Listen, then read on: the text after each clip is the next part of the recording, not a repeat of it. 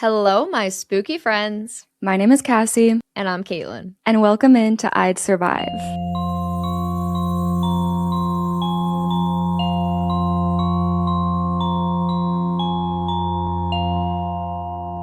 That one felt goofy. I don't know why. I did. I felt stupid. I don't know felt why. like we haven't done this in a long time for some reason, but we just did it a week ago. Yeah, that seems to happen. It's literally Christmas. Oh my gosh. Yeah. Wait, it is, isn't it? That's disgusting. The Christmas episode. We were talking about how we have time to do Christmas shopping. Meanwhile, we're recording, I guess. We are literally recording the Christmas episode right now. It's just around the corner. Yeah, this is upsetting. And what a Christmas episode it's going to be. It's funny because I was like ready and then Cassie yesterday was like, oh, just you wait. You're gonna hate it. And I was like, oh, okay. Yeah. That makes me more excited, of course. Well, yes. I knew it would.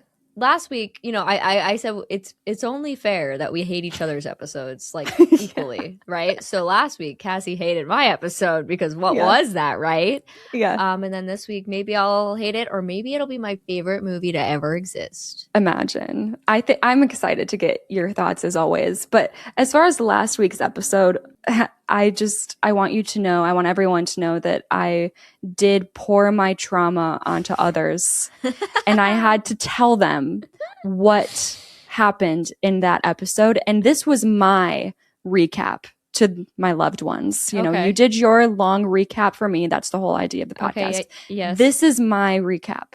Fair. The Grinch is evil. Mm-hmm. Okay. Cindy, in the end, forgives him for murdering her parents. Mm-hmm. And his heart grows 3 sizes too big and he explodes. Yeah. That's what happened last week. You don't even have to listen to the episode. See, the funny thing is you explain that in a traumatic way, whereas my mom was watching the Grinch, the original Grinch the other day. Yeah. And I was like, oh my God, guys, guess what happened? His heart grew 3 times bigger and it exploded and nobody thought it was funny. And I was like, no, but it's it exploded. And then my brother's like, well, but you see, logistically that doesn't make sense because the whole point was that his heart was too small, so it just grew to a normal size. And I was like, no. And this turned into the fucking Elsa debate, that viral clip, she's the wicked she witch came of the down in a West. bubble, bro. Yeah, not Frozen. that it turned into that, except the Grinch. Oh my gosh. So yeah, we both had conversations outside of that. That's so funny. I will say, I'm just being obviously dramatic about the trauma, but I was secretly very excited to get their react. I was excited to tell them. I was like, this is so crazy. You're not going to believe it. But you got to deliver it in you'll never believe what I just went through. Very true, actually. Yeah. But as far as things we've gone through, watched any new horror this week? Yes, I have 2 things to update on. One is boring because I keep updating on it. I watched Welcome to Derry episode 7 last night when it came out. Wait, only 1 episode left, right? Only 1 left. The finale is next week. Oh my gosh. I didn't realize it was that far along. Wow. I know. I'm excited and also nervous and scared and sad because I don't want it to end. So hopefully the 2nd and 3rd seasons that are supposed to come out actually do get renewed. I think it will, but success has been great. So I do think it'll get renewed. Are you happy with not that you know for sure where they're going to be wrapping it for the last episode, but you probably have an idea. Mm-hmm. Do you think they put the right amount of content into 8 episodes? Oh, I think so. Mean? It's been very intriguing and very weird and just such a different take on the story of Pennywise. And it's cool because this season takes place in the 60s. And I think the idea for 2 and 3 is to go back those 27 years for season 2 and then back another 27 years for season 1. Whoa. Which I think is awesome. So more of not anthology, but it's different characters. Kind of. Yeah. For every season. So I love what they've done. I just hope Bill Skarsgård sticks with it because his Pennywise is so good. Right. You can't do it without him anymore. No. And then your other movie. Okay, last night I watched a movie that unrightfully so has a 6% on Rotten Tomatoes. Oh, and wait. I want to talk to some people because why is Ouija rated so low? That is my shit. That was so much fun. I had it's not a good movie. I know that, but it is not a 6%. Like that is unfair. And Sure. it's very corny, spooky, paranormal. But like, like I'm a Paranormal Activity fan. So like nobody's surprised to hear me say that I love the movie Ouija. Yeah. But I hear that the sequel is much, much better. So I'm like excited for that too. That's a Mike Flanagan, I guess. So Oh my gosh. I didn't know that. And everyone's like, oh, just wait. I'm like, oh, Ooh. well, I enjoyed this because Lynn Shay was in it, which she's in a lot of horror, Insidious Okay. mostly. Oh, okay. She's like, yeah. So yeah, I had so much fun with that movie, and I don't understand why it's so aggressively hated. Because No. like it's just fine. It's not 6% is like bad. Yeah. So, Yeah, I remember when that movie came out, I did watch it and I don't remember anything from it, but I don't remember disliking it. It was just like another fun horror movie. You know what I mean? Exactly. Like it's nothing special. Yeah. Sure. But like a 6%, I reserve that for movies like Night Swim, where you want to like die of actual boredom. Like I wouldn't be surprised if there was a statistic out there, like someone might have died from boredom in that movie. Wow. Yeah. You guys really are selling it for me though. Like everyone's like, don't watch it. And I'm like, but now I have to. You actually should. That would be so funny. I don't know who would watch that. Like, I don't know. Like, it reminds me of, shout out to randomly to like the channel Dylan is in Trouble. He does some movie stuff, like movie reactions and commentaries. And I remember he watched Cats as a video, and I couldn't even get through the video. Because I was so bored by the movie, I couldn't even get through his video. Oh, yikes. So that's rough. That might be the experience people have if you decide to watch Night Swim, just heads up. I think I want to do that. I mean, Get drunk. I should. Hey, I'm good at that. That's okay. That sounds like really crazy out of context. I'm specifically referring to the Mean One video that I dropped. Yes. Not me like every day. Like, I'm getting drunk today. Like, no. No, yeah, it's a series. It's a whole thing. It's a drinking game series that I do. And Yeah. it's not good for me, but it's maybe kinda the fun. only way that you could get through that movie. Yeah. All right. Coming soon, maybe. But Ouija, probably. yeah, I don't know why it is down on that level. It should not be. I agree. It upset me. I was expecting the worst thing I'd ever seen when I saw the 6%. And then I was like, Yeah. that was kind of fun. I enjoyed myself. Yeah. I also watched a movie What'd you watch? yesterday. The Descent. Oh, okay. Yes. Okay. No, I shouldn't speak. Okay. So my thoughts are, I thought it was good. I was surprised by the ending because I didn't really buy it. I didn't believe it. Everyone hates the ending. Yes. I was like, in my head, you know what? I'm talking spoilers. Descent spoilers. Give me 2 minutes. Yeah, don't worry. You're not missing much. Sorry. What? Who said that? I was like, she obviously did not get out. They just, they're so deep in this cave. And like literally 10 minutes ago, movie time, you fell way, way, way deeper. Like you've been just falling the whole time. You've not even really been making progress. There's no way all of a sudden you're just out. Absolutely. So that was like, I think she's hallucinating. I was waiting for the twist for them to be like, it's in her head. And then I never got it. And I was just like, well, I'm just going to believe that it's in her head because there's no way. And then I just was not aware of the creature aspect. Okay, yeah. Which honestly, I didn't even need. Like it worked. It was fine, but it was the least interesting part of the movie to me. Like I was more scared by like those really, really, those tense moments where they're like in this tight space. Like cave diving is scary enough to me to make just like regular, realistic horror for this. Absolutely. Yeah, I think the ending is silly, but I thought it was like overhyped. I actually just went and checked. I gave it 2 stars on Letterboxd, and I liked a review that says the part where it was dark and I couldn't figure out what was going on. ... Iconic. And that's how I felt about the movie. I couldn't see shit. You know what? I didn't even think about that, but that makes me feel better because I did kind of have a hard time being like, wait, who's who? Who just died?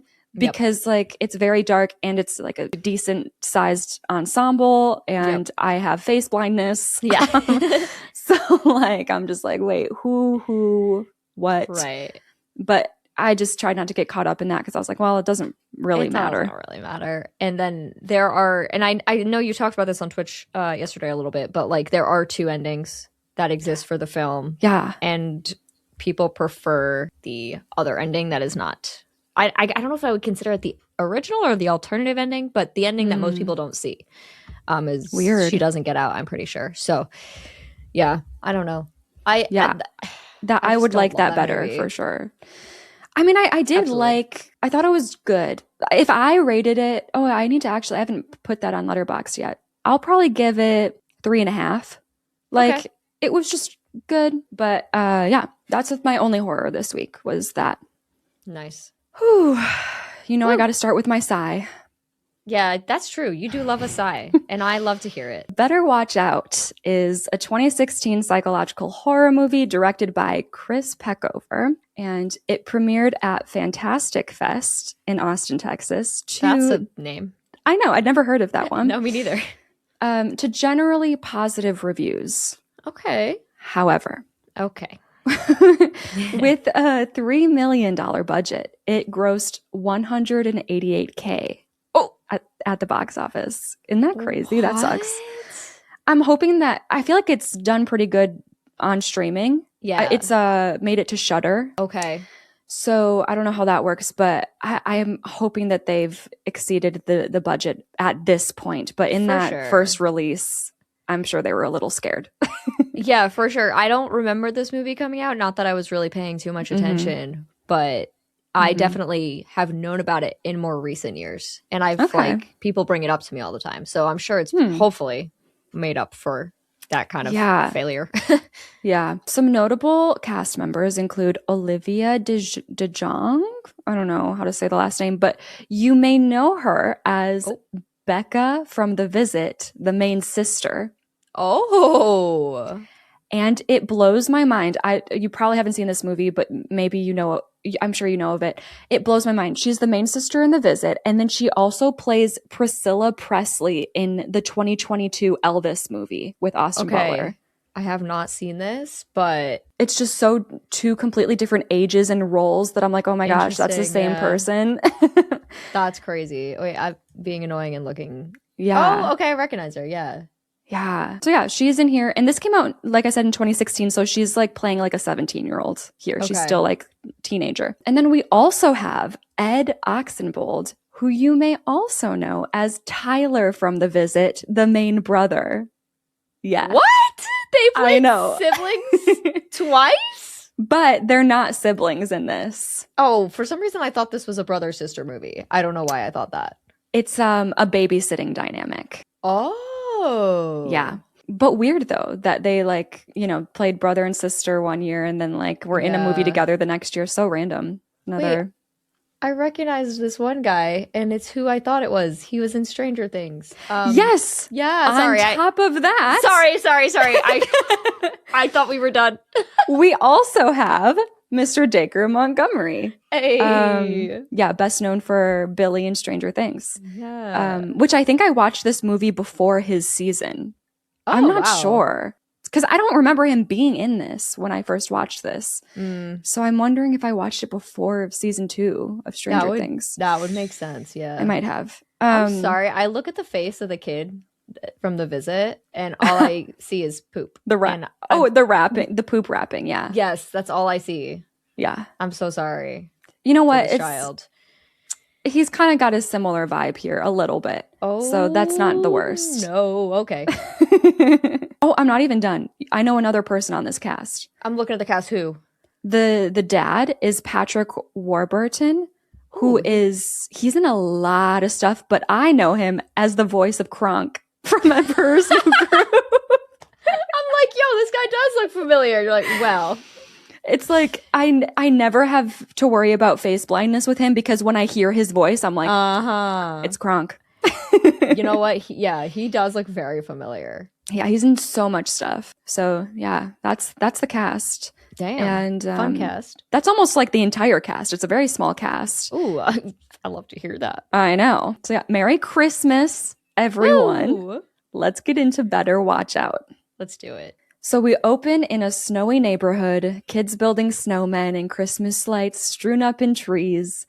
And our girl Ashley is driving down the road on a call with her mom. Apparently, she was supposed to stay home and pack tonight, but the Lerners have hired her to babysit, so she won't be home tonight. Pack for what? We don't know.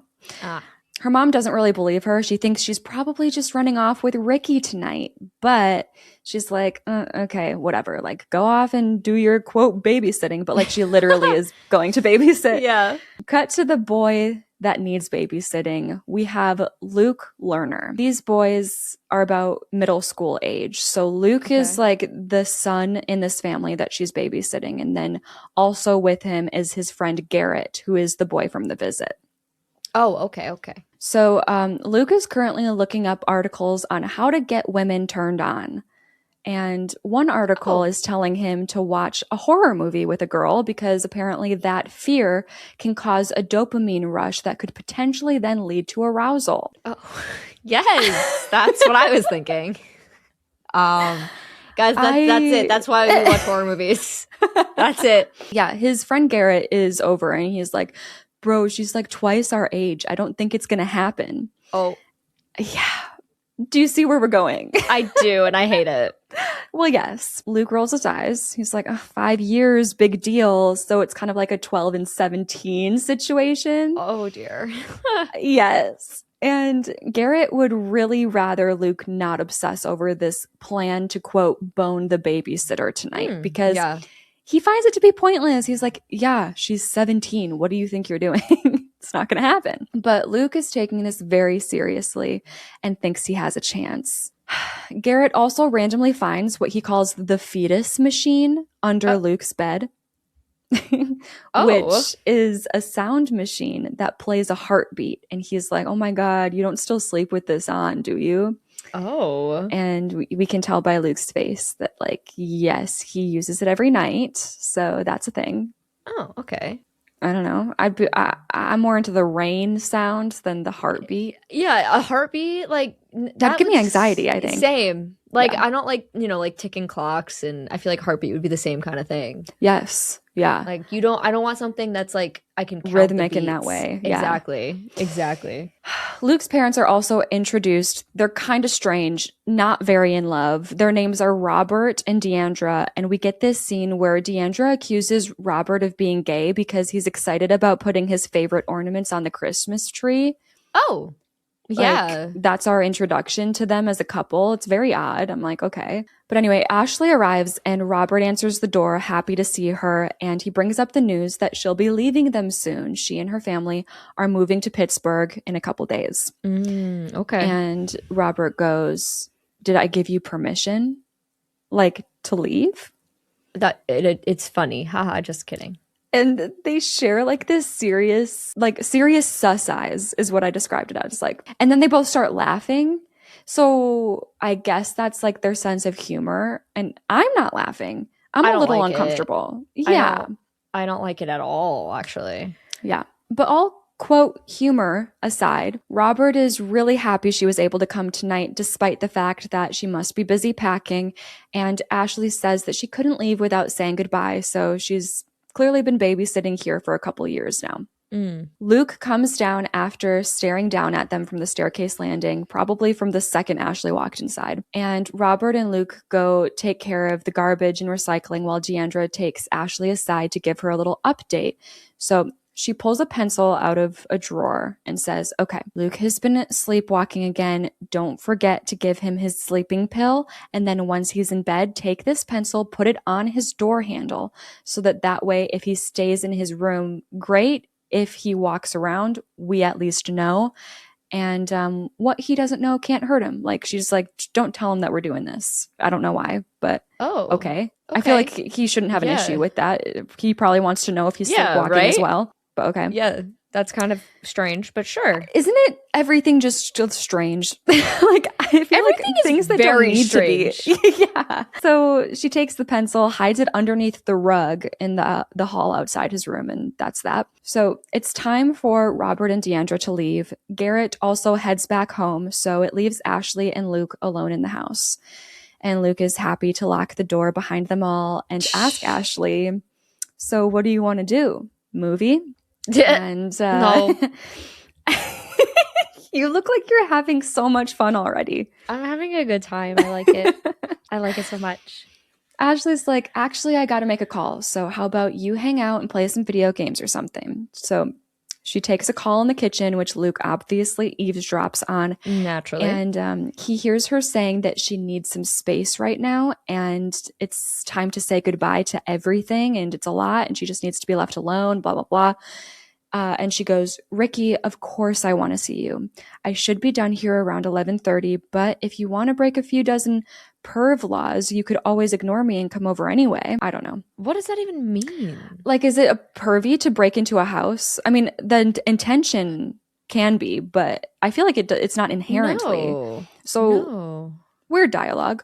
And there's a pause on the other end before she goes, no, that was a joke. Don't come over. And then she screams because, I hate to tell you this, Oh? but a giant spider crawls across the counter, coming about like a La la la la la la la la. I can hear you. centimeter from crawling on her fingers. Real close. Okay, I really don't do spiders. Okay. I know. Sorry. She screams for Luke, and Luke rushes in immediately, asking what's wrong, and Ashley tells him to kill the spider on the counter. Luke is here to the rescue, okay? Okay, good. He grabs a mason jar and traps it inside before saying, it didn't do anything wrong. Like, he doesn't want to, he has empathy for the spider population. Mm-hmm. Yeah. So he walks off to set it free outside, and Ashley's just standing there watching that spider with the heebie-jeebies until Luke is out of the room with it. And then she gets back to her conversation with Ricky. Okay. Luke ends up setting the mason jar back on the kitchen counter with a little more force than necessary when he passes back through the kitchen again, annoyed that she's still on the phone instead of spending time with him. And on the way out of the kitchen, he hears her say to Ricky, okay, maybe if the kiddo falls asleep early. Ooh. And Luke looks like he's about to like strangle someone. He does not want to be seen as a kiddo. You got to be joking. Right, right. Embarrassing. Later that night, Ashley's on the couch about to put on a movie when Luke enters the room and pops a bottle of champagne and then takes a swig of the champagne. Oh, okay. What is happening? Okay. Obviously, when Ashley sees this, she's shocked and is like, what the hell? You're way too young to be drinking. Hand it over. Yep. He runs around the room, avoiding her grasp before going, it's no big deal. Garrett and I drank a whole bottle together once and he threw up. He can't hold his liquor like me. Ew, okay. I'm just upset. Okay. I know. Okay. I don't know what it is. I don't know what it is, but like I'm like uncomfortable. Like this is I'm uncomfortable and I'm getting secondhand embarrassment. That also, yeah, it's a secondhand embarrassment and it's like seeing a kid talk this way, knowing exactly what kind of college kid he's going to be too. Ooh, yeah. Like knowing exactly where like the path that this leads down and I'm like, ew. Yeah. No. Ashley rolls her eyes like us and is like, okay, wow, I'm so impressed. Hand it over. And he doesn't. Instead, he starts chugging it. Okay. And Ashley just stands there giving him a dead stare until he stops and does finally hand it over.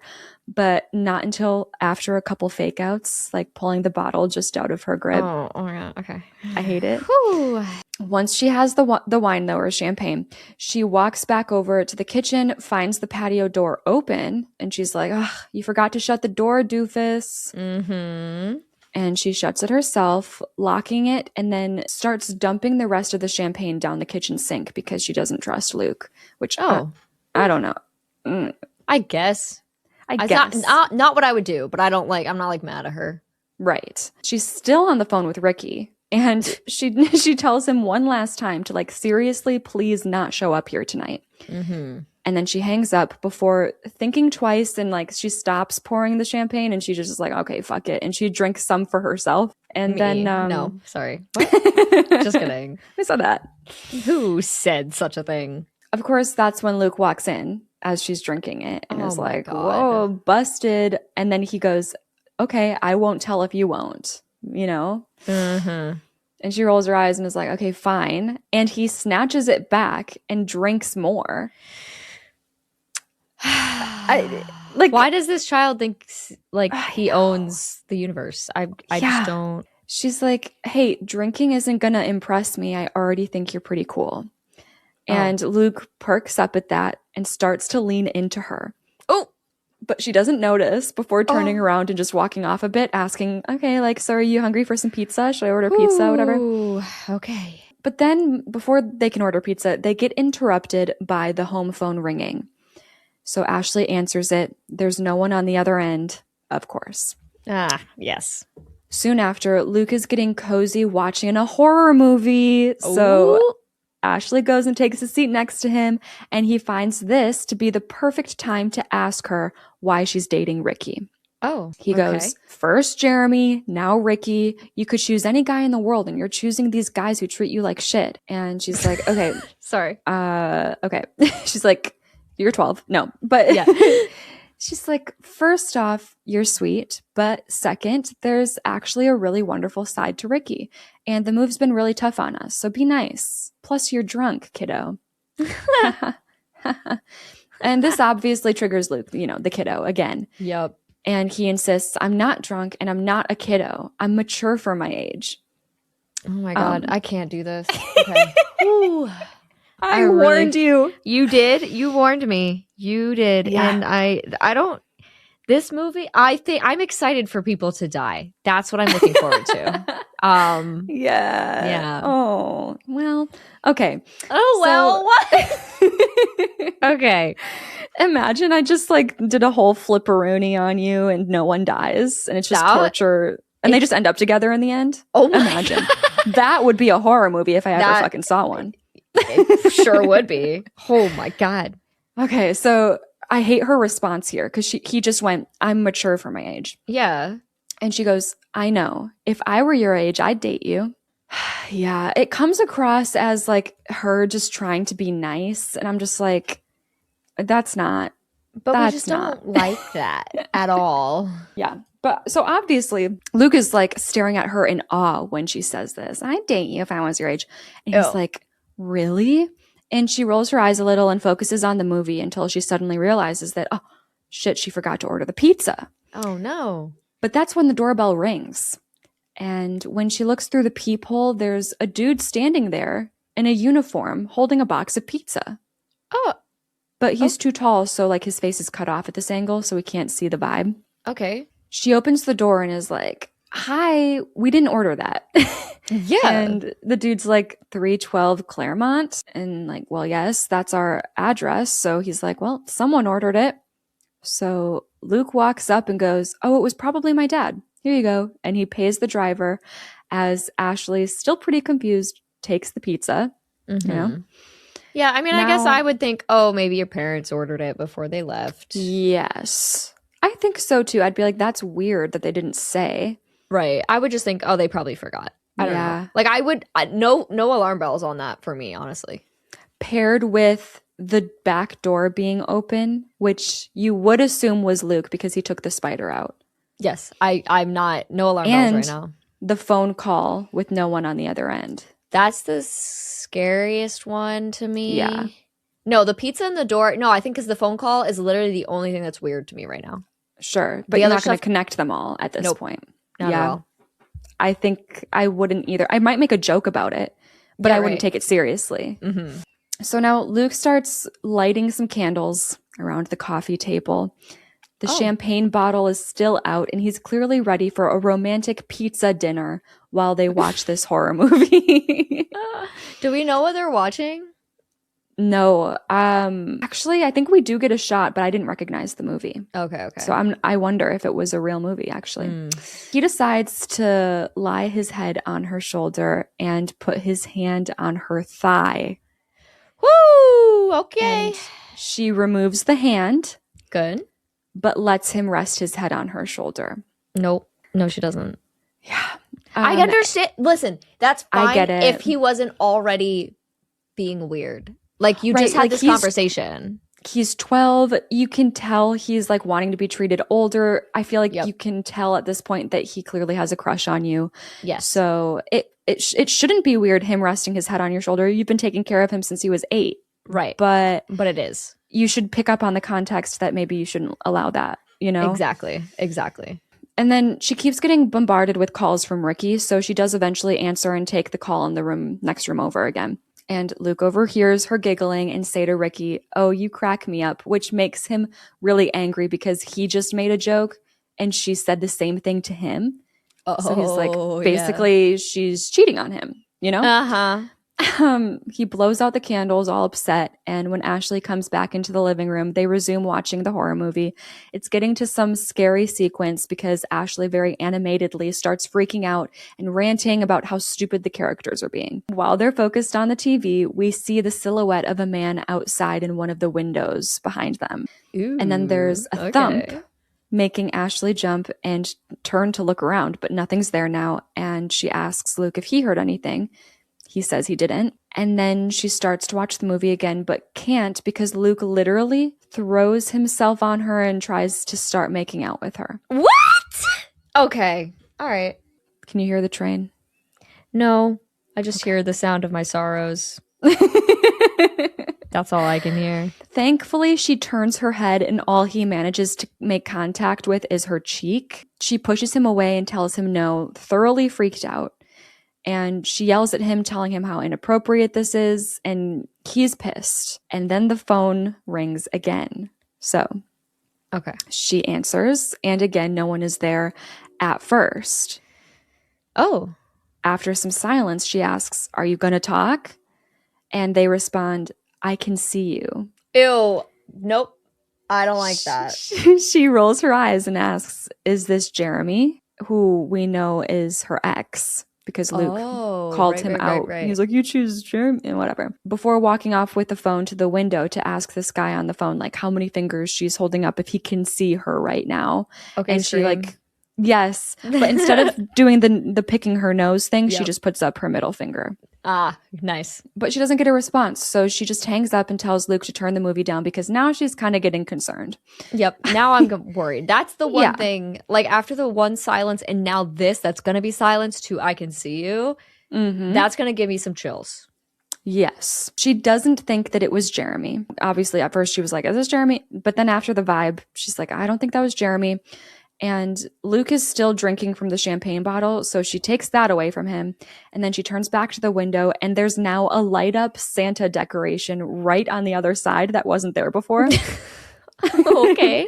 It's actually cool. a decoration that like freaks her out. And it was inside when she first arrived, but it scares her so bad. She ended up putting it on the porch a little while ago, but now it's here. Now it's at the window. Oh, yeah. Okay. So she knows someone is messing with them. And she's like, "Okay, nope, where's your hose? We're hosing this person down. I don't feel like being pranked right now." And I'm like, I love that energy. Like, I'd be really scared right now, but she thinks it's like just some asshole trying to pull a prank. I'd be like, "Oh, so we're going to be murdered." Yeah, no, same. I would be actually scared. All the doors are getting locked right now. Curtains are all closed, and we're just sitting tight until your parents get home. Oh, immediately calling the police. I'm not calling the police. Oh, I am. If I got that phone call, someone telling me I see you trying to mess with me, I call the police. Yeah. I'd be like, "I need to drive by."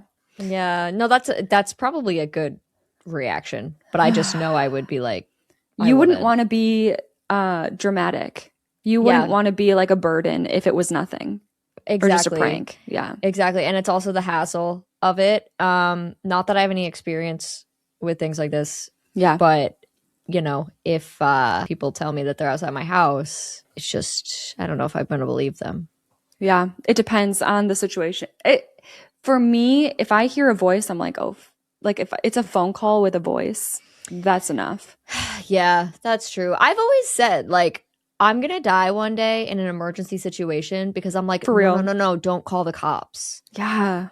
Because like to me, that seems just like such a dramatic thing to do. And I'm not like, you should always call the cops, people. Call the cops if you need to call the cops. But like, in my mind, I'm like, no, that's dramatic. I know. That scares me about you. We need to work on that. Yeah. She thinks they're being pranked. But as she walks down the hall to the kitchen, she sees that back patio door is open again. Yeah. Okay. So yeah, absolutely. She runs to them and closes them back up, locks them again, and then runs back to the living room, ordering Luke to give her her phone because she had it she left it on the coffee table when they were watching the movie. She's like, "Okay, Luke, give me my phone." Yep. You're going to love this. He attempts to toss it to her, And instead of tossing it to her, it lands right in the fish tank. Oh. Bad throw, and it lands in the fish tank. Whoops, there's the phone in the fish tank. That's how we're taking care of that. I love the creative ways we come up with, like, getting rid of the phone in movies. It's so I know funny. Technology is such a hindrance on horror a lot of the time that silly things like this happen all the time. You just got to accept it. That's a good point, honestly, because like my brother, like he loves 90s sitcoms because they don't have cell phones. Like that's what he likes is like TV shows. Once you add cell phones into plot lines, a lot of the old plot lines don't work anymore. Yeah. So I never thought of it like that, but I was like, oh yeah, like the addition of cell phones has hurt a lot of storytelling. Yeah, because you need to suspend belief. Exactly. I like tech horror. I love tech horror, but when it's not specifically tech horror, technology annoys me in horror. Exactly. Yeah, because now we have to find annoying ways to get rid of it. Yeah, because it's too easy to take care of things these days by pulling out your cell phone. Yep. We then get a knock on the front door, and Luke is like, I am Macho Man. I'm not scared. I'm going to answer. Okay. And Ashley's freaking out like, hey, how about no, we don't know who's messing with us. Right. She looks through the peephole and no one is there.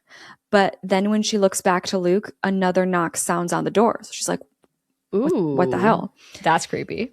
Yeah. And she tries to get another vantage point to see through this to the front porch from like a window on the side. But Luke isn't having any of that. He swings that front door right open. Oh my God. And he goes, whoever's out there, cut it out. I know Taekwondo. So we have this big bad 12-year-olds to protect us. We do. I have a bad feeling that I don't want to say right now. Yeah. But oh yeah. I know what you're talking about. I have I won't say anything about that either. Okay, we're going to get there, aren't we? We're going to get there. I do want to give big props to the actor that plays Luke. He's at the perfect age when it comes to voice cracks. Oh my God, yes. And I think that he like played into that on purpose. It's so funny, like him constantly like trying to protect her. Yeah. And then his voice cracking through it all. It's so funny. That is so good. No, I love that. There's silence outside and Luke looks at Ashley and goes, see, I scared them off. But then good job, buddy. Then someone launches themselves against Luke, tackling him to the ground. Oh. And Luke looks up and immediately is pissed because it's his friend Garrett. Yeah. Okay. And he's like, what the hell, dude? Get off me. And Garrett's laughing, talking about how scared they both were. I thought it was going to go somewhere else, actually.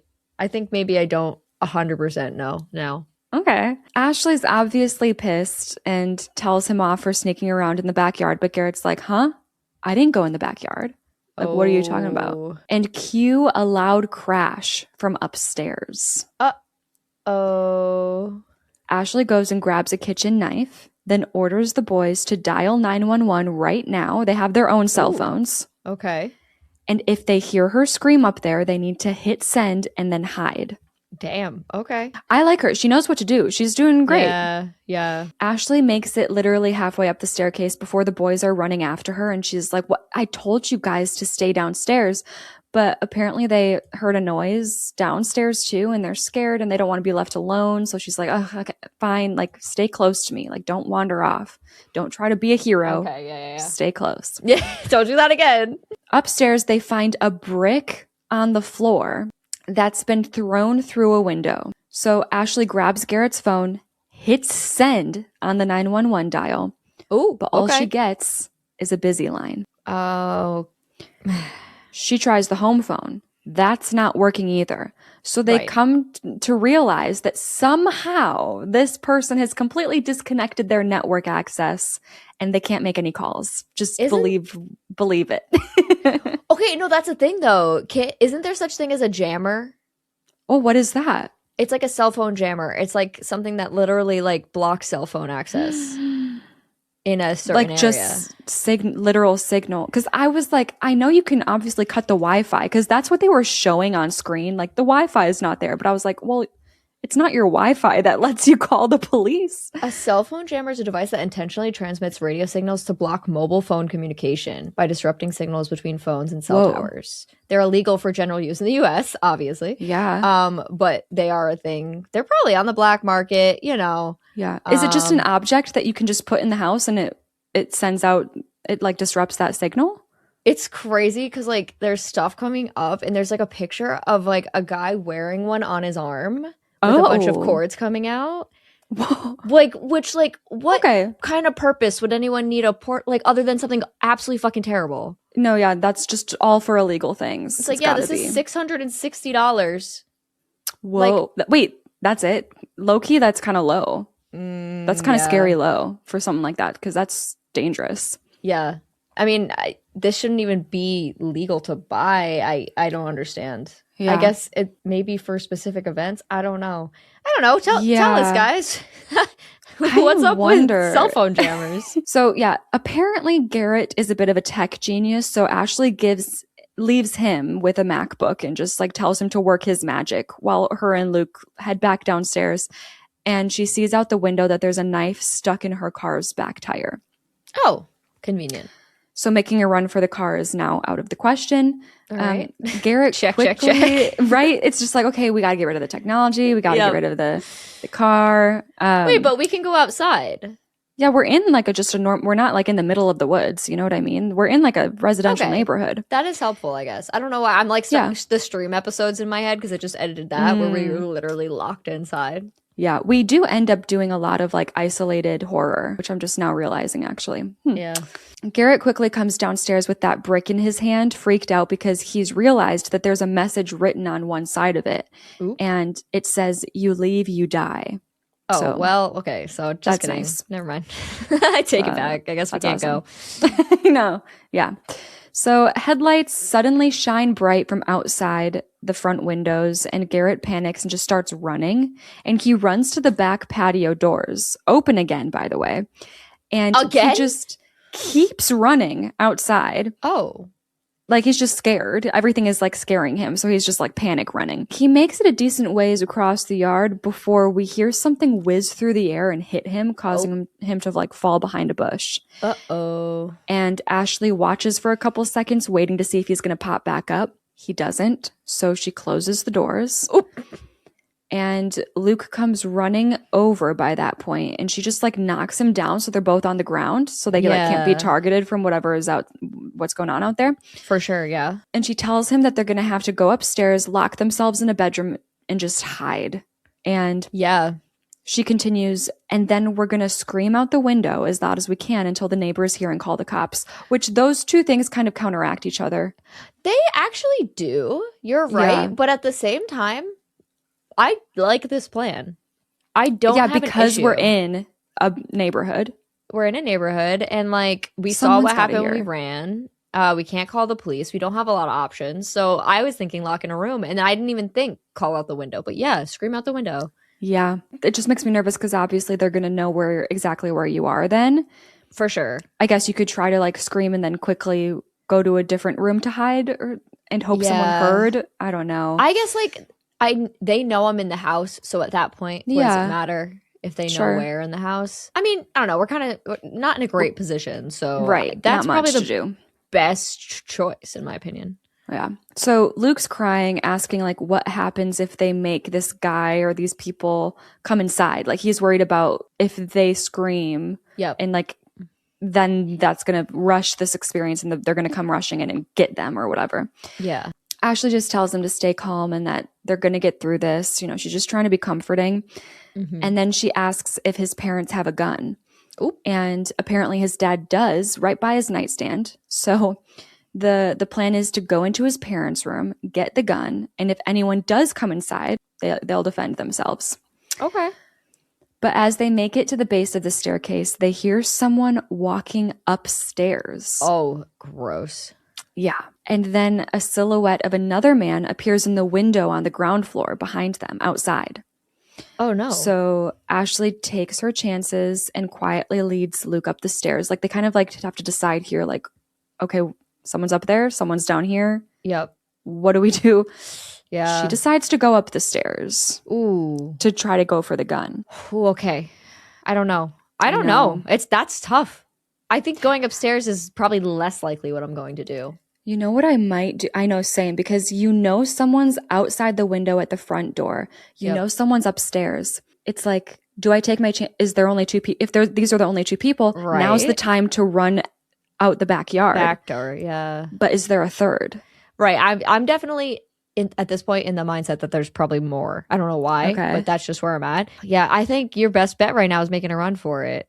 I don't know though. It's hard after what they just saw Garrett happen to Garrett. Yeah, and you just don't know how many people there are. That's what's hard about this. Yes, for sure. So they decide to go upstairs. They see a man in a ski mask holding a flashlight and a rifle. Oh. Walking in the hall upstairs. And once he slips into one of the bedrooms, they book it into the nearest door up there, which brings them into the laundry room. Okay. In here, there's like a mini staircase that they can pull down that leads to the attic. So they make it up there just in time before the dude upstairs like sticks his flashlight in the laundry room. He just keeps on checking rooms. Okay. And he's just peering around looking for them. But they're in the attic. They've not been detected. And this is the first survivability check-in. Okay. Yeah, I don't hate going in the attic because I feel like that's kind of obscure and not a place someone would look. I do like that. Yeah. I wouldn't have run outside like that. I'll be honest.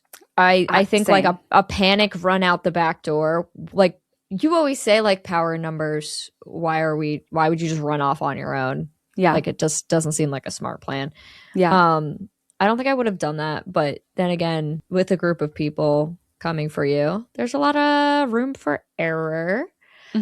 So far, I still feel okay for the first act. I'm not saying it's gonna stay that way, but I'm gonna go with a 95. All right, I did a 97. Okay, I was like, there's no way I'm running, but I left some room for just in case. Absolutely. Yeah, no, I'm curious to see where this goes because I only have one motive in mind right now, but I don't know how that motive would work. So I'm curious to see what happens plot-wise.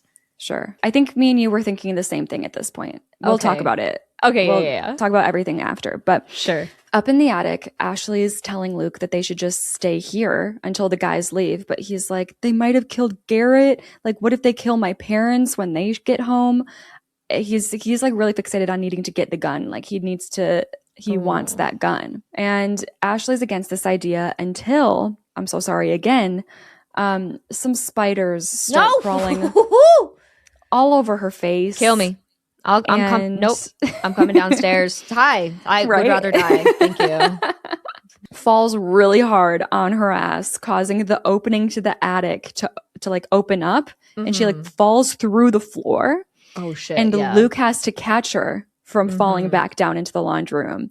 And then he calms her down. He gets rid of the spiders. He gets the spiders off of her. And she's also more open to leaving the attic now. Yeah. She would rather face the killers than the spiders. So this is when Luke crazy. is like, all right. What, girl? What are you talking about? That's crazy. This is when Luke is like, all right, I'm going to go get my dad's gun. And he just books it out of the room. He just leaves. Good. He just heads into the upstairs hallway. And Ashley's sitting there by herself like, okay. Like she's still recovering from the spiders and also almost falling. And then she's like, what are you she's like also like, why are you just running off like right now like that? There's a lot going on in her head. I think he also tried to make out with her before. Garrett's been impaled by something. I don't know. So she's just kind of in a daze. Thankfully, Luke makes it back with the gun. Tells her both guys are downstairs right now, just doing rounds. So he pulls her into another room upstairs, a bedroom that has a closet that they can hide in. But it doesn't take long. Sorry, I just had another thought. Nope, keep going. Ooh. Something in the plot just clicked for me. Ooh, okay. It doesn't take long before Luke is just like, honestly, I'm just going to go out there and scare them away with the gun. Like, he's like, I'm kind of bored. Like, sitting in this closet is boring. I'm going to go wave my gun around. Yes. And Ash was like, hello? No, the gun is a last resort. Like, also, you're so stupid. Like, they have a gun too. Yeah. We saw them with a rifle. They probably know how to use it a little better than we do. Yeah. But Luke tells her it's his job to protect her. And that's what he's going to do. He's just so excited to show her that he can protect her. He can be a man. Yes. Yes, he can.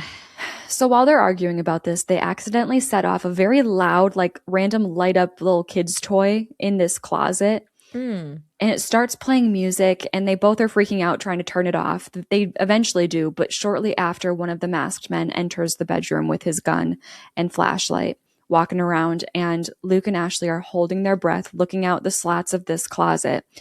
And Ashley notices something. She notices this man is wearing Luke's ski mask. Oh. She recognizes the ski mask. It's a specific one, I guess. And she's like, maybe. Oh, okay. No, they wanted you to think this. They wanted you to think this. Hold on. She's like, oh my God, you've got to be fucking kidding me. And she opens the closet doors and marches out and demands that Garrett take off the mask. Oh my God, yeah. So he does. And yes, it is Garrett. Okay, so wait, but this is still the beginning of the movie. So, okay, so it's not as easy. What I just gasped there, I was like, oh, he went behind a bush because he was hiding because Luke told him to do that. Yeah. So that's like where I was at. Okay. This makes sense. All right, but now what's part 2 of the plot then? Like, huh? Yeah. Yeah. What is the plot? What? Stop. Okay. I'm scared. All right. So she's pissed. She's pissed. Yeah. She's like, oh, so this is just some fucking joke. And Luke says, we just wanted to scare you. Oh my God. Dead. Murdered. Sorry. Put me in jail. Yeah. She laughs, but she doesn't think it's funny. And she's like, yeah, well, you did. You scared the shit out of me. Why did you do this? Yeah. And Luke explains that he was supposed to save her, but Garrett messed it up somehow. I don't know how, because Ashley interrupts him. She's like, I don't even want to hear it. And she keeps ranting, pointing out the fact that Garrett is carrying around a real rifle, a real gun. Oh my God. She's like, this is serious. How could you do that? And Luke tells her, because you treat me like a child. And she claps back, you are a child. Yes. And she doubles down and goes, what kind of delusional infant thinks that staging a break-in is going to get you to second base? You're mental. You're a selfish brat with no consideration, and you need therapy. I mean, snaps. Yes. But also they're holding guns, so I wouldn't trust the children in this moment. It's interesting because she just is so not scared of them. Because she's like, I've been fucking taking care of you since you were 8. Like, she has that energy with them, so she just goes in here. This is wild. I'm like curious how surprised she is, you know? Because you've been babysitting him for so long. Like, are you not just like confused? But she's just, I don't know. She's unpacking a lot, so you can't blame her for that's true. Reacting however she wants to. Yeah. Garrett is like in the background, very awkward, and is just like, so I'm gonna go put your dad's hunting stuff back. But Ashley's like, nope, you stay right there. You're both in so much trouble. Luke, I'm calling your parents. Yes. Ashley storms down the hall and makes it to the stairs before Luke runs after her, calling her name repeatedly. She's not listening until finally she turns around and he smacks her across the face hard, causing her to fall down the stairs. Oh my God. Garrett comes running out and sees Ashley knocked out at the bottom of the stairs. And he's freaked out. Like, he's like, Luke, what did you do? Yeah. Cut to a POV shot of Ashley waking up duct taped to a chair. Okay. Also, duct tape over her mouth. And Luke and Garrett are just hanging out. Garrett's riding around the house on his scooter. And the two of them are... Yes? There were 2 people. Okay. Why do you think that? What moments? It all is explainable, is what I'll say. Like, everything was set up. Everything was set up by them. So there wasn't another person? Yeah, no, I think they used, like, shadow, like, silhouettes somehow to get see in the window. And then all of the moving human that you saw was Garrett. Okay. Got you then. And even, like, the brick that was thrown in while they were all inside, it was, like, some, like, doohickey thing that he put together on a timer that it's like there's an explanation for all the bullshit. So Garrett's on his scooter. They're talking about obviously the logistics of having sex with Princess Bubblegum, some Adventure Time character or something. Okay, that's good. Yeah. And we find out that Luke gave Garrett some Oxy, which Garrett is loving. Oh my God. And now snuggling up into the couch, Garrett's like preaching about how it feels like marshmallows. And Luke is thinking maybe he should have only given him half a dose because it's really hitting Garrett. Yeah, maybe. Then Luke and Garrett go have a seat across from Ashley, and Luke's got her bag, her purse, and he's rifling through it until he finds lipstick, which he uses to draw lips over Ashley's duct tape on her mouth. And Garrett's like, that's so messed up. And Luke's like, no, it's hilarious. What do you think, Ashley? And then he grabs Ashley's face and scrunches it. Ew. Yeah, he like starts scrunching her face and you like mimicking her voice, imitating her. And he's like, thanks, Luke. I've never looked better. Ew. I don't like this. Yeah. And then the 12-year-old boys laugh and laugh like they're so funny. Then Luke gets serious and is like, okay, you're probably wondering what's going on. It's all out in the open now, how I feel about you. And look, I really don't want to shoot you, Ashley, but I will. So if I take the gag off, you won't scream, right? And she just stares back at him until he removes that duct tape from her mouth. And immediately she's like, Luke, listen to me.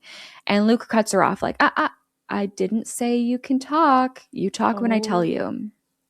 No, like I'm just like mad because I know you were so right about how I was gonna feel about this because like if I'm in her shoes right now, I'm still all right. Now that I'm taped up, I'm gonna let them know how I feel because they are children, and even though they have guns, I am gonna like I do feel more confident. Like I'm not gonna lie, especially because like you're just annoying. Yes, I'm just annoyed by you right now. Like it's embarrassing. Like kids trying to do adult things. Yeah. Is just so triggering for some reason. I know, yeah.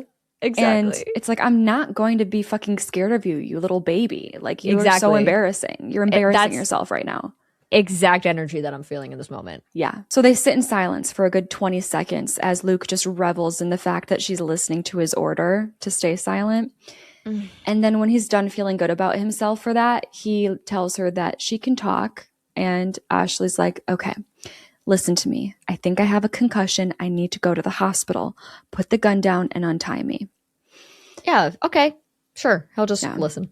Right.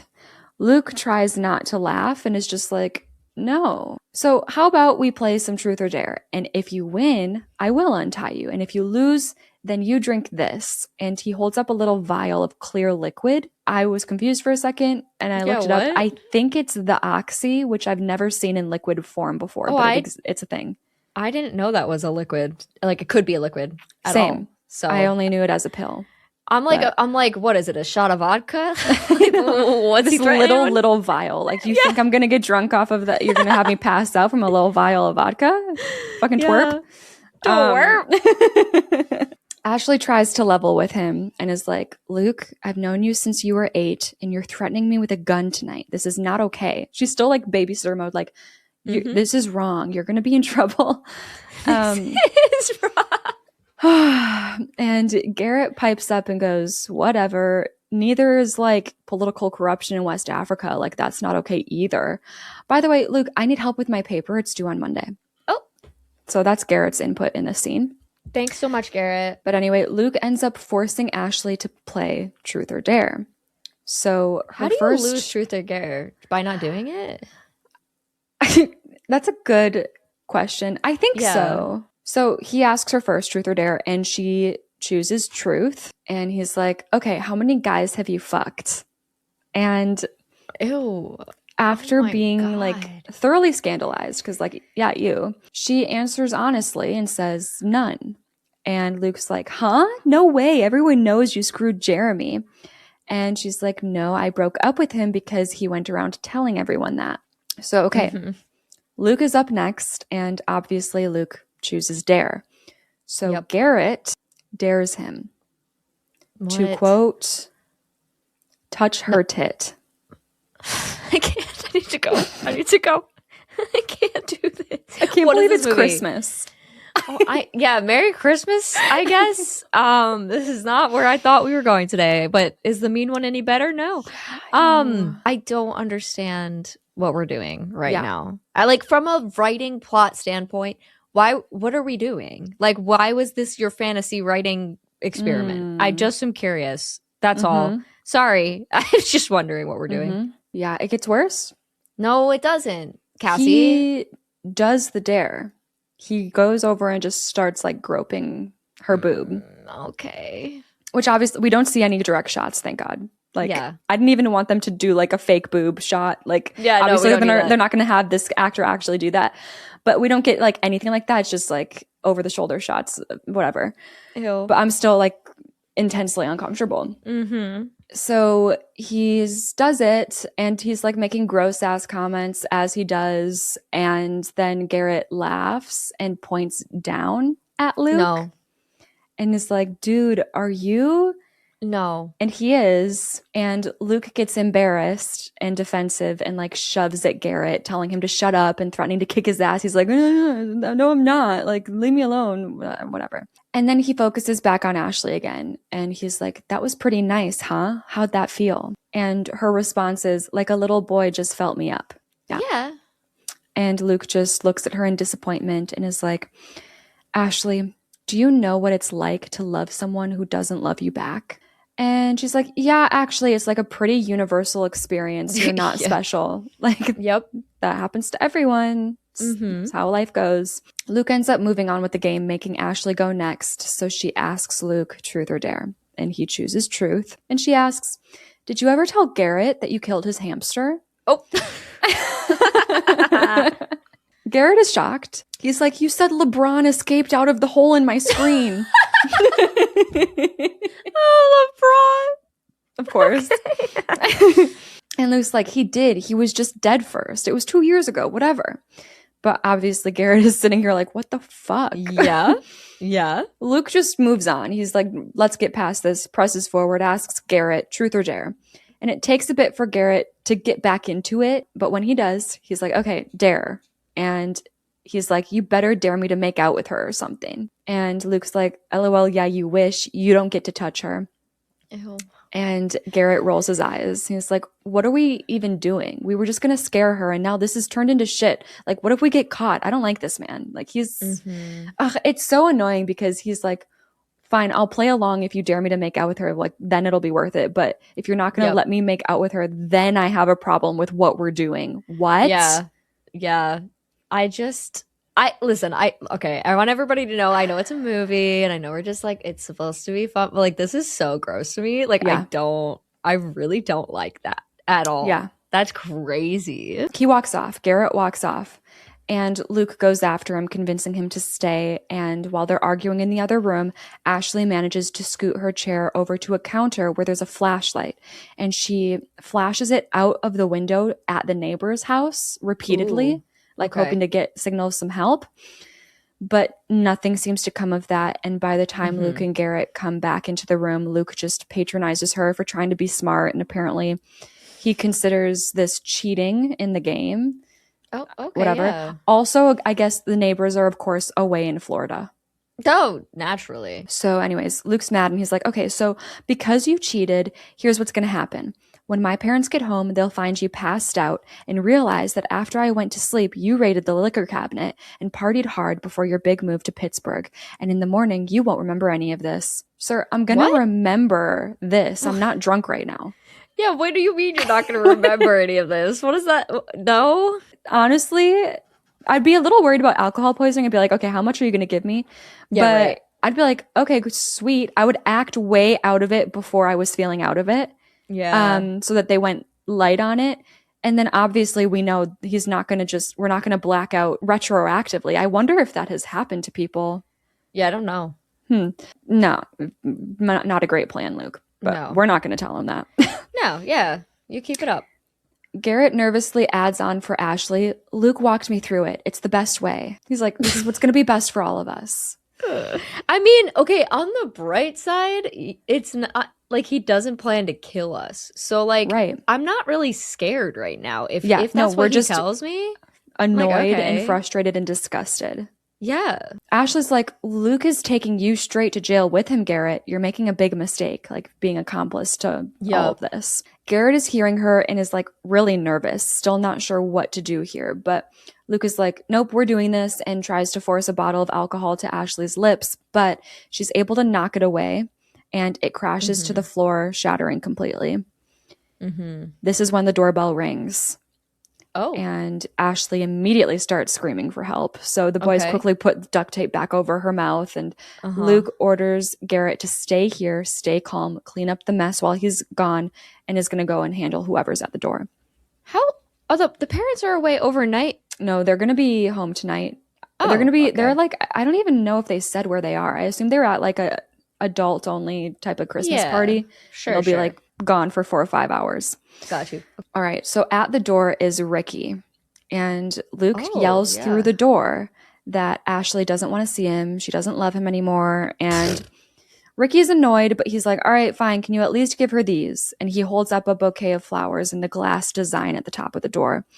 So Luke is like, okay, fine. Pass them through. And he unlocks and like opens the door. So obviously Ricky just pushes right through and enters the house.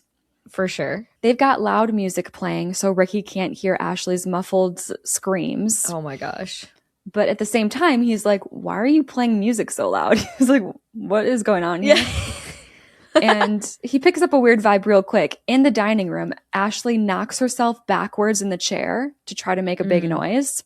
Yeah. Which Ricky does hear and starts to head that way. But Garrett pops up before he can and is like, yeah, I caught the mouse. And Ricky is just like, okay, good job. And then he asks if Ashley's upstairs. And they're like, okay, yes. But the truth is, she has menstrual cramps and diarrhea. Oh. So I don't know if you want to go up there. Kind of gross. Yeah. And Ricky's like, okay. And he goes upstairs to check on her. He's like worried about her now. Yeah, right. Because he's not a 12-year-old boy that gets grossed out by menstrual cramps. Exactly. All right. Meanwhile, when Ashley was knocked over on the ground, she found a spare shard of glass from the bottle of alcohol that she snatched. She snatches that up, and she's holding it in her hand, like hidden, before the boys come back and like tip her back up in the chair again. Upstairs, Ricky's calling out for Ashley, walking down the hall when Luke comes up behind him with a bat and knocks him out. And then we get a little like 2-step dancey jig from Luke. He's having such a good time tonight. But he doesn't realize that while he's dancing that Ricky's coming to behind him. Until the last second. And he like panics and grabs the bat again and tries to take another swing. But Ricky grabs the bat in time and is like, what the hell are you doing? Yeah, right. Presses Luke up against the wall, throws him to the ground. But Luke grabs the pencil that is under the rug right outside his bedroom and stabs it right clean through Ricky's cheek. Which that I wonder if that might be possible. Yeah, I don't know. I tend to lean towards probably yes. Unfortunately. That throws Ricky off for a second, but it also mostly just kind of makes him more angry. And Ricky grabs the bat and is about to beat Luke's ass when Garrett appears in the hall with the rifle pointed. Oh, right. I forgot about guns. Yeah. And he orders Ricky to stop or he'll shoot. So Ricky drops the bat and gets on his knees after Garrett politely asks him to please do that as well. And this gives Luke the opportunity to grab the bat again, and he slams it into the back of Ricky's head like a pool cue. And now Ricky is like actually knocked out. Yeah. And Luke's like, LOL, this is so fun and awesome. And Garrett is like, no. So actually, no, we're going to go to jail. Like his attitude through all of this is just like to be there for Luke because it's his best friend. But he's also like, can we stop now? Right. Luke's not worried about that. He has Garrett help him clean up the blood and the pencil and the bat, weapons. And then we cut to Ricky awake and tied up in a chair beside Ashley now.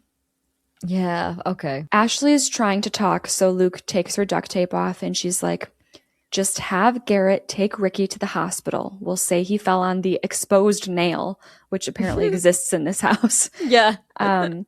And then, Luke, you and I can clean everything up, get you in bed before your parents are home. And Garrett likes this plan. He thinks that they should let her help them get out of this. Okay, yeah.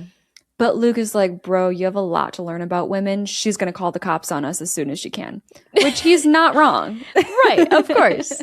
So they take Ricky's duct tape off too, and Ashley asks him why he came over. She told him not to come over unless she texted him. And he's like, you did text me. What? And we find out that Luke literally texted Ricky from Ashley's phone, wanting him to be incorporated into whatever weird plan he has here tonight. But that, okay, what? Are you thinking about how it's in the fish tank? Oh no, I wasn't even thinking about that. Because there's an explanation for that. What do you think? Yeah, he wants Ricky here tonight. Okay, sure. They duct tape Ricky and Ashley's mouths again, and Garrett is really pissed about this new information because he was not in on this part. And Luke explains, I was going to tell you, but Ricky got here 15 minutes early and caught me off guard. But don't worry, I've got it all planned out. Garrett, unimpressed, is like, oh yeah, what else do you have planned? What else aren't you telling me? Yeah, right. Of course, Luke doesn't answer that question. And we cut to Luke fishing Ashley's phone out of the fish tank, and he had it saran wrapped. So it's still in perfect condition, question mark. Okay, yeah. Has anyone tested this? I don't want to test it. I'm curious. I'm not going to test that. I'm a little curious. He unwraps it and is like, okay, time to invite secret guest number 2, the douchebag ex, Jeremy. What? So Luke calls Jeremy and he answers, and Luke's like, hey, I'm calling for, I forgot about this part. Oh, God. Okay. He's like, hey, I'm calling for Ashley. And Jeremy goes, there's no Ashley here. And then he hangs up. Like, we're off to a great start. Like, Luke meant he's calling for Ashley. Oh, yeah. In place of Ashley. But Jeremy thought he was trying to reach Ashley. Right. Yeah. So random. Yeah. So Luke has to call back again. And unfortunately, when Luke tells Jeremy that Ashley wants to talk to him and that she's babysitting on Claremont Street, Jeremy is ready to drop everything and come over. Okay. So, yeah. Cool. Also, at this point, Garrett has left the room after Luke told him to go and take more Oxy and chill because Garrett's been really freaking out.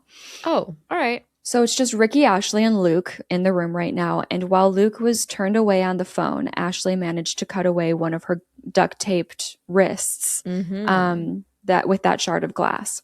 Okay, girly. So 1 down, 4 more limbs to go. Wait. Did I say 4? I go, and then I was like, hold up. Does she have a tail? This is a new piece of the story. Did I not mention that part? They're all dogs. Oh, wow. This changes so much. So, no, 3 more limbs to go. So while they're sitting there, Ricky pees himself. And I think it's on purpose, but I'm not sure. And Luke is forced to clean up the floor and take the garbage out. So while he's gone for a minute, Ashley also cuts away the duct tape on one of her ankles. All right. Okay, good. Luke gets back. She stays in position, pretending she's all duct taped up still. And Luke takes a seat with them again, kind of bored. And he's like, Jeremy lives 30 minutes away, so we've got some time to kill. Oh, no. He's like, hey, I know. I want to watch the 2 of you fuck. And no. Ricky starts to go off on him, but Luke's like, I'm the one with the gun. Ashley says that she's a virgin, but I know you're hitting it twice a day, right, Ricky? The awkward silence that follows lets Luke know that Ashley wasn't lying about being a virgin. But Luke gets distracted when he smells the scent of weed in the house, and he stomps off to Garrett in another room, pissed off because, oh no, his parents are going to kill him if they smell weed in the house. Yeah, don't worry about anything else that's happening tonight. That weed, though? Yeah. And Garrett's like, I don't know. You told me to calm down. Next time, be more specific. And Ashley's able to cut the duct tape from her second ankle before Luke and Garrett return to the room.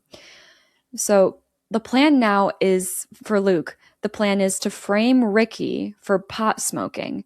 So they force him to take a hit, and then they drag him into the next room. All right. Luke goes off and grabs a can of paint and rope before running up the stairs, saying that he just wants to test something Mythbusters style. He wants to test out the situation that happens in Home Alone, where you swing the paint buckets over and you hit someone. Yeah, okay. He thinks that, that would cause more damage than what it did in the movie. Oh, okay, so fine. Ashley's working on the rest of her duct tape in the dining area where the boys left the gun behind, by the way. And up on the lofted landing upstairs, Luke drops down a full can of paint attached to a rope. Pretty high ceiling, so it's got a lot of velocity to it. Yeah. And it just misses Ricky's head swinging past him. And Ricky and Garrett are both freaking out. And Garrett's like, dude, you're going to kill him. Like, stop. Yeah. And Luke just asks if it's level with his head. He's like, okay, was that the right length? And it was. So he's like, perfect. Let me try that again and actually try to aim this time. So Ricky is freaking out, screaming for Ashley. She still doesn't have her last wrist free, but she's like, okay, whatever. With the chair attached to her wrist, she gets up, grabs the gun, runs over to the boys, and as she points the gun at Luke and demands that he stop. Yeah. Luke doesn't listen. He lets the paint fly. It's a perfect hit. Ricky's head explodes. What? Yes, it explodes. It explodes? It explodes. And his blood mixed with yellow paint is just like dripping down his body. Oh. So R.I.P. to Ricky. We finally have a real death. Yeah. And this is our second survivability check-in. No, I'm not dying. I don't care what I have to do. These children are not killing me. I'm so... Ooh, okay. I didn't give myself a low score by any means, but I'm still upset with how low it is for right now. I just feel like... Okay, so he's what? Sitting at the bottom of the stairs, right? Mm-hmm. Can he not, like, move? I would duck think so. Out of the way a little bit? Well, he can't because he's, like, shoulder strapped. Like, he's, like... He can't move. But you know what you could do? Like what Ashley did before. You could, like, tip your chair backwards. Yeah, I hate to say it, but I'm not dying to that paint can. Like, it's just not happening. Okay. Maybe a little bit. And I'm there's no way that you can't beat up these children. I'm just having a really hard time imagining myself with 12-year-old boys and not just... I mean, the problem is being tied up. That's what the problem is. If I wasn't tied up, I would fuck these boys up. Yeah, right? I hate to do this. I'm going to go with this. I'm going 90%. I don't care. Wow. Okay. I went 72 Fair. for Ricky because I feel like I would be him. I would show up at my, girlfriend's babysitting job. Sure. I'm going to be here. I think what's annoying is that they can catch you so off guard because you wouldn't expect them to be them to be doing this. They're kids. Right. So they have the asset of like surprise here. Absolutely. And if a kid, even if it's a kid, when it came to that moment upstairs with the gun pointed at him, I think I would also have to play along and I'd end up getting tied up. So that's where I'm screwed. I'm still high at 72 because at the same time, they're kids. I feel like I would tip myself backwards. Like, I don't know if I would die this way as Ricky with the paint can situation. I think I would tip myself over so that he couldn't get me. Yeah.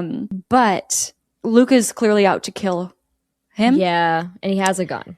And I'm tied up and they have guns. So I'm like, even if I can avoid getting hit by the paint can, I'm not confident with what I could do at this point as Ricky. So 72. This is fair. I will say there is some spite coming out of my numbers right now. That's okay. That's part of the game. That's part of the game, ain't it? That's an honest number. That's what matters.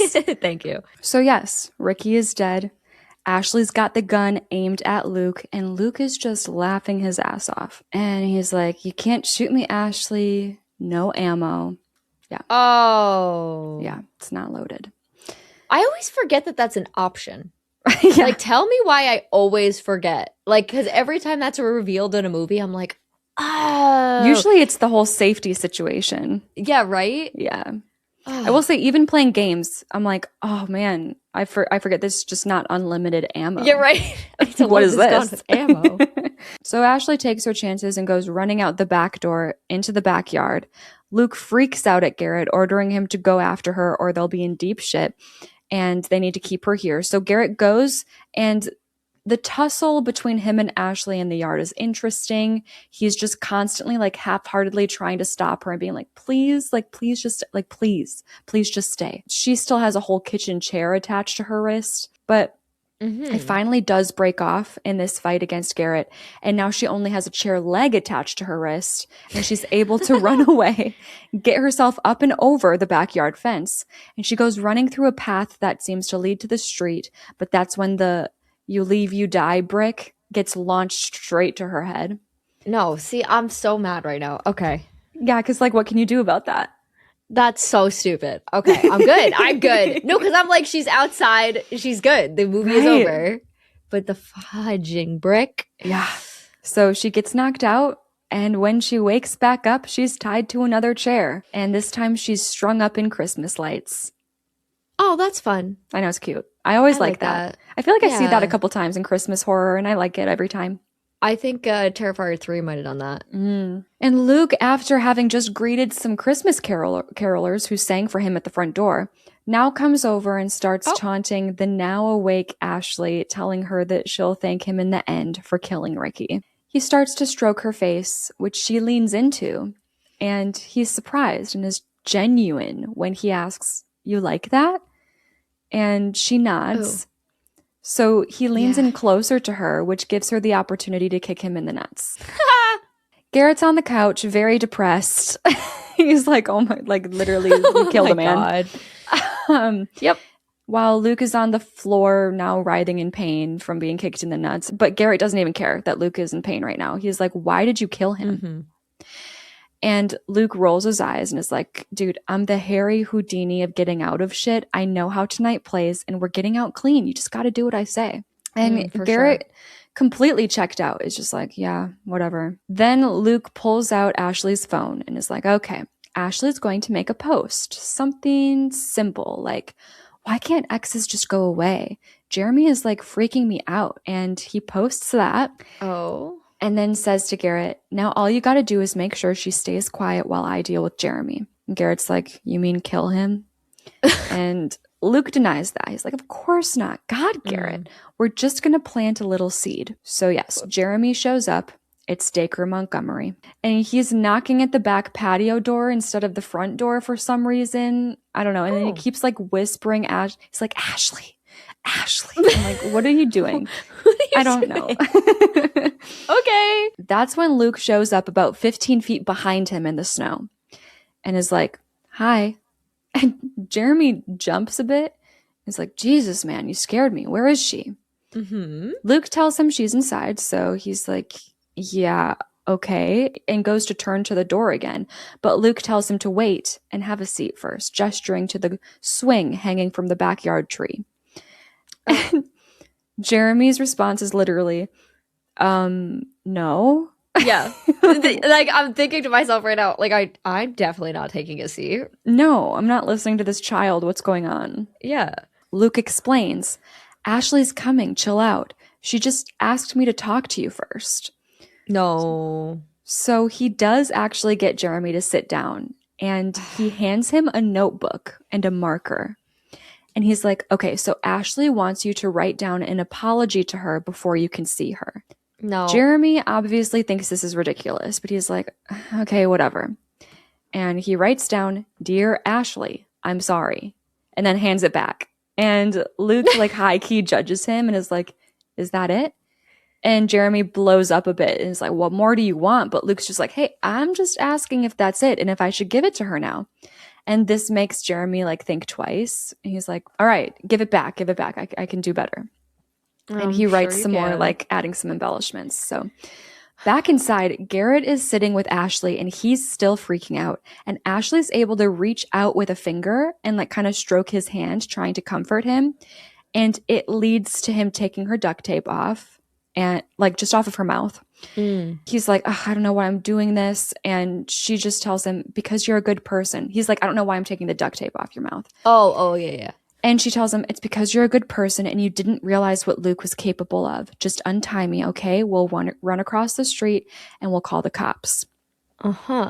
It becomes a bit of a back and forth. She works really hard to try and get Garrett on her side here.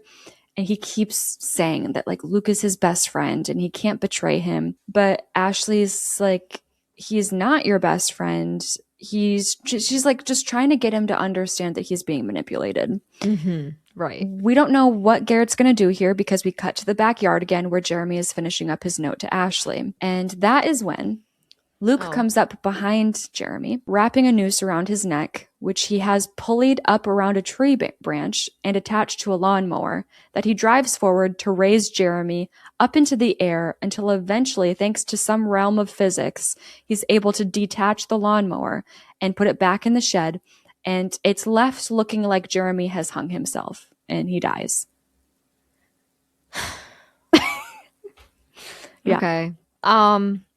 No, that didn't happen. I know. No, it didn't. All right. I gave myself a high score for this one. Yeah. For him specifically. I specifically will be giving myself a high score for that because I don't care what this child says. I'm not sitting down and writing an apology with a marker. Exactly. Like, what are you talking about? Exactly. Also, I'm not running over to my ex. I mean, I guess that too. You're like, right. No. Right. Yeah. No. Could it be me? Never. That is a small part of it, but mostly, yeah. Like, I'm not going to listen to a kid. This is stupid. No. And if this was real and my ex was making me do that for real, I'd be like, okay, well, no, never mind. Like, this is stupid. I'm not going to do that for you. I don't care that much. No. And the note that he just wrote is in the snow next to him, and we get a close-up, and then the note reads, "Dear Ashley, I'm so sorry. Please forgive me for everything I've done. I love you so much. Signed, Jeremy."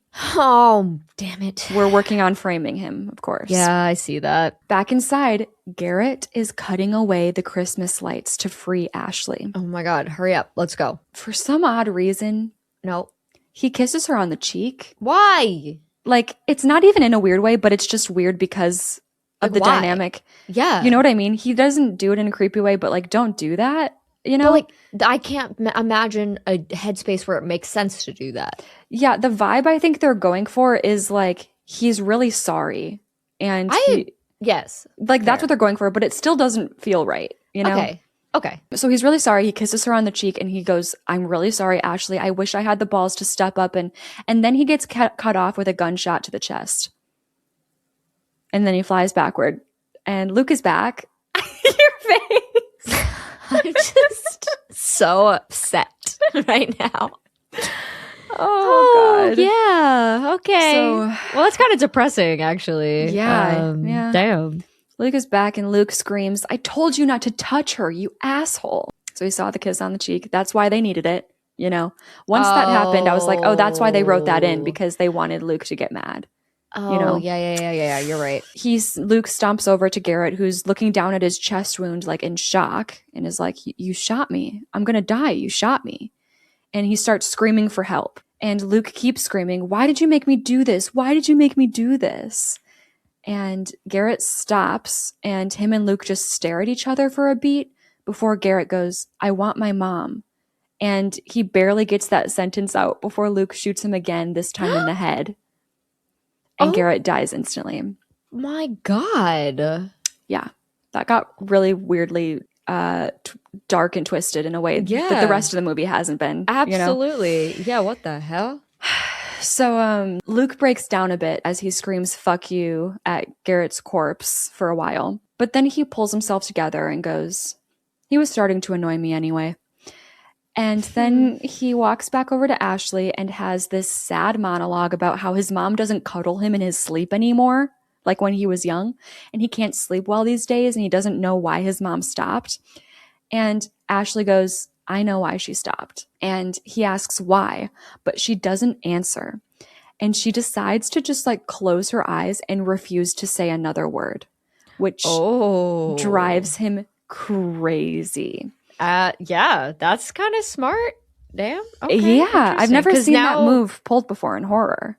Right, because she has information that he wants. Well, has information in quotes that he wants. Yes, Oh, exactly. Okay, cool. So that's what she's going for. But it drives him a little too crazy because it gets to the point where he's like standing behind her, gripping the chair, and then he pulls a switchblade out of his pocket and just stabs her right in the neck. Oh, wishing her a good night before he goes off to set up this whole crime scene that he needs to put together now. So RIP to Ashley. What? We do see a bunch of like little things around the house to make it look like this was all the doing of Jeremy. Yep. Most importantly, probably he, like Luke, wears gloves, brings the switchblade out, the gun, puts Jeremy's prints on them before ditching them in the snow, splashes some yellow paint on Jeremy. He gets it all set up. And then he takes a new duplicate pencil that was originally under that rug outside his bedroom. The OG one is now left near Ricky from getting punched through his cheek. The new pencil, he now needs to pull off balancing it on the doorknob of his bedroom. And get inside without it falling off, proving that he couldn't have come out of his room that night. Oh my God, right. He ends up having to put it on the doorknob, then go out a window in the next room over and sneak into his bedroom window. Right, yeah. And just as he gets into bed, his parents have arrived home. When his parents get inside, we hear his mom screaming from downstairs, and her immediate reaction as his mom is obviously like, oh my God, where's Lucas? And she runs upstairs and is relieved to find Luke asleep in his bed. The police get called and are dealing with the crime scene as Luke's in his mom's lap, being cradled up in his room, being cuddled. Oh. He's loving it. But then we hear a paramedic yell downstairs, "This one's still alive." Okay. Period. Luke's mom leaves to go see what's going on, telling him to stay in his room, and he immediately goes to the window and looks outside to see what's happening. And we see Ashley alive, getting hauled away in a stretcher. Let's fucking go. And into the back of an ambulance. And we hear the paramedic say, she's smart. She put duct tape on her wound to stop the bleeding. Oh. Luke and Ashley make eye contact, and she gives him the middle finger. And the movie ends on a shot of Luke looking like an idiot standing at his bedroom window and his mom coming up behind him and giving him like a comforting hug from behind. And that's it. We're left to believe that from here, you know, he's going to get found out. He better. So he better. I don't care if it was my dying words. I'm telling everybody what just happened. Absolutely. Because that child pissed me off. Oh, yeah. That's a movie. It's a movie. I like didn't even remember it completely. Like, because I watched it long enough ago where all I remembered was like, yeah, it starts off as pranks, but then the kid's a psycho and he just turns. I actually forgot about the whole crush side of it. And then I was watching, I was like, oh, yeah. You're like, oh, Gross. This is the motive, and it's kind of strange. No, here's the thing. It's probably not even a bad movie. Just 12-year-old boys, I can't. And so it's actually really funny because when you brought this up that I wasn't going to like this movie, like in Twitch chat, I was like, oh, my least favorite villain is the one from The Incredibles. And it's like, this is that energy. Because it's super an immature idiot. Yeah. Exactly. I can't do it with the immature idiots. Yeah. So I'm just like ready to fight this kid. But overall, it's probably not actually a bad film. I don't know. It was fine. There was some weird dialogue. Like, for example, that kiss with Garrett, the kiss on the cheek from Garrett. It's like you can feel in that moment that the writer's presence there because you're like, oh, well, it feels kind of weird because you just need a reason for him to get shot. There's moments like that throughout the movie. But I would say overall, I'd probably give it like a 3 because it's entertaining. Okay. I'm entertained. Right. I'm at least not bored. When I get bored, that's when I slip down below 3. Fair enough. Yeah, no, that's valid. And I think, I mean, it's hard to talk about the like weird shit from a romantic perspective because like I don't want to like get overly annoying about it. It's just like really uncomfortable. I don't know how to... What else to say besides that? It's not like I'm like, oh my God, how dare they? But I'm also like, what are we doing? What is this writing? Well, what sucks too is that this is like happens Like, no, I know. It makes sense that we don't explore this facet of horror. It could be bigger, like child killers and the different motives there. I feel like this is a major one where it's like, I want her. That goes down into childhood, like cases that you see, and it's so disturbing, but it's like too disturbing to put into movies. You know what I mean? That's actually a good point, because like it is a real thing, but you don't see it much because it is so uncomfortable. That's actually very true. And I feel like this movie, I don't know, like you tell me, it felt like it kind of was veering on the horror comedy side. Yep. Okay. So maybe that's part of, how they felt they could handle it, was being comedic. That's true. Because I feel like a movie like that from a serious standpoint might get extremely heavy. Yeah, very. What an interesting one. This is not where I thought this movie was going. For some reason, I thought it was a sibling movie for whatever reason. Oh, early on when you were like, oh, I think I know where this is going. It was, you were like assuming, oh, Luke is setting this up. Yes. Yeah. So that ended up being true. And I was like, yeah, it is. We were thinking the same thing at that point. But I was surprised when it got revealed so early, because I just was like, well, now that she knows, she's just gonna leave. Like, but she allowed them to take control of her, which is, I guess, something that I, for some reason, didn't even consider, because I was like, oh, she knows now. So now what? I think it's just like, unfortunately, she never would have thought he would get violent with her. Yeah. So like she wasn't acting, she didn't need to be scared. But then it's that surprise of like, okay, well, I'm going to smack you and knock you down the stairs and knock you out. And now I can tie you up. And it's just like, you don't feel like you need to be on the defense for that, because this is a 12-year-old boy that you've been babysitting for 4 years. Right. So it's like frustrating, but I feel like, I'd get tied up. Yeah, probably. Because I wouldn't take him serious. Yeah. Well, so we have two situations. We have Jeremy, who died, which we kind of already touched upon.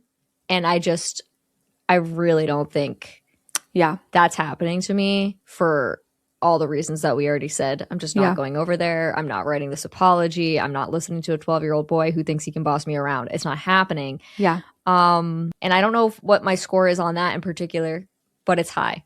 Okay. And then the thing with Ashley is, she lived, but she did do something smart. She put the duct tape on her neck, I guess. I want to come back to the brick, though, because that makes me so upset. Like, she was outside. I get it. It comes flying out of nowhere. It's just a moment that I guess we have to accept is reality. Yeah. Because there's nothing you can do differently to not get hit in the head, really, if you don't know it's coming.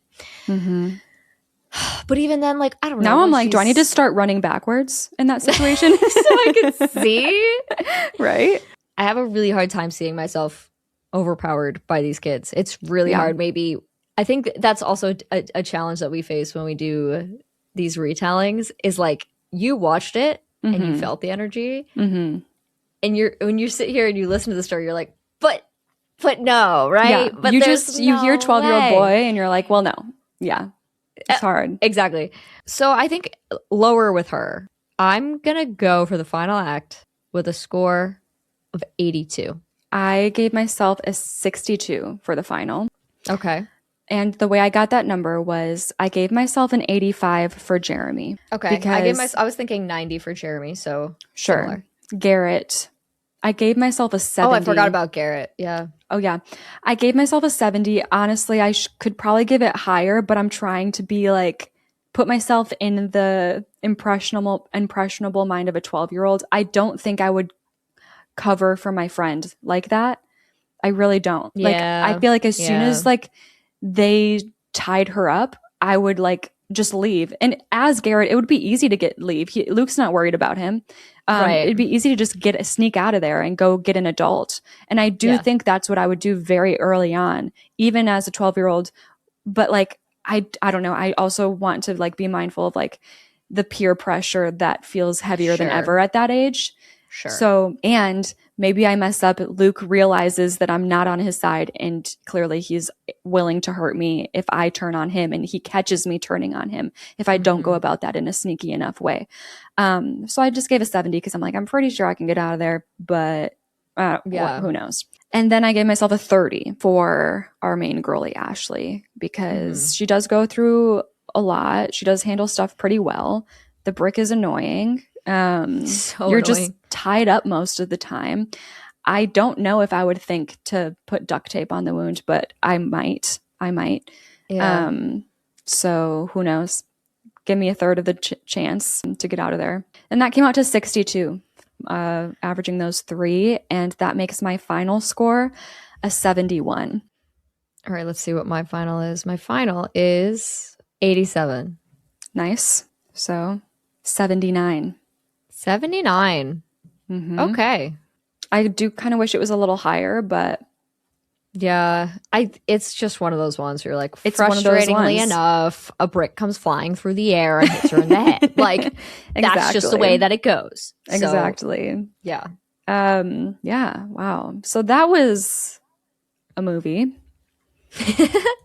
I'm excited for my next one. You guys can check us out on Instagram at I'd Survive Podcast. We have a bunch of links over there, including one to our Discord where you can submit your own scores, and all submit 100% this week to make us feel better. Let us know, would you survive?